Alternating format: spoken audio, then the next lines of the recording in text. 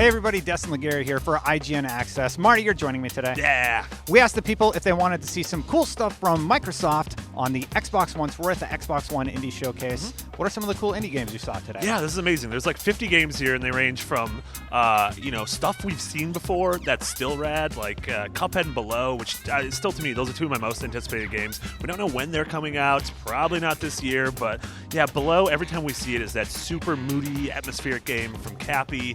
It's like a top-down Zelda, Dark Souls-y roguelike. Phenomenal music by Jim Guthrie. The game is super punishing, but just gorgeous and amazing to explore, and has this like just great atmosphere that I always want to just be a part of. And then you played a lot of Cuphead, right? Yeah, I played a bunch of Cuphead. There was a big bird level where there was a big bird and they were shooting at a bird, and they couldn't get through it. But. No, so that's, I mean, the thing about Cuphead is it's like gorgeous. It's one of the prettiest games, on the horizon right now, but it is also just painfully difficult. It's sort of the entire game is kind of like a boss rush mode, but you're fighting weird birds and you're fighting carrot men and the literal devil. Ooh, he's a real bad dude. Yeah. I've heard that.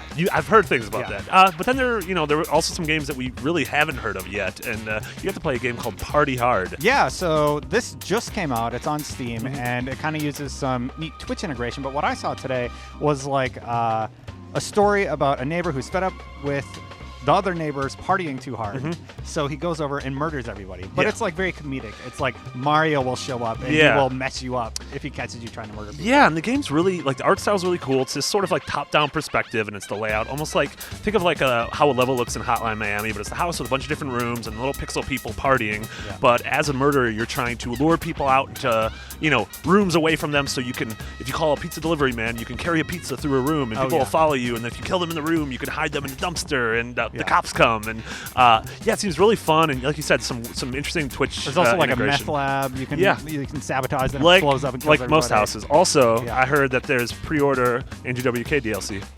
I made that up. No, you made it up. That's the first live Pax Prime 2015.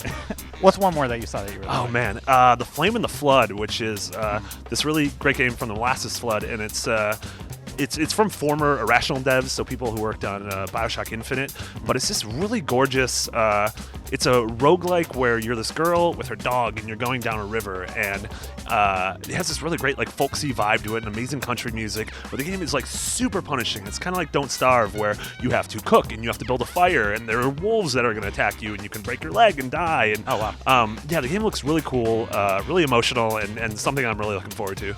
Cool. I also played Halo. Still amazing. Cannot wait for it. Best indie game on the horizon. Halo 5 Guardians by the Indie Darlings 343. Definitely. Thank you guys for joining us. And if you have some stuff you want to see, tweet at IGN Access with the hashtag #ControlPax. Marty, thank you. My pleasure. Bye.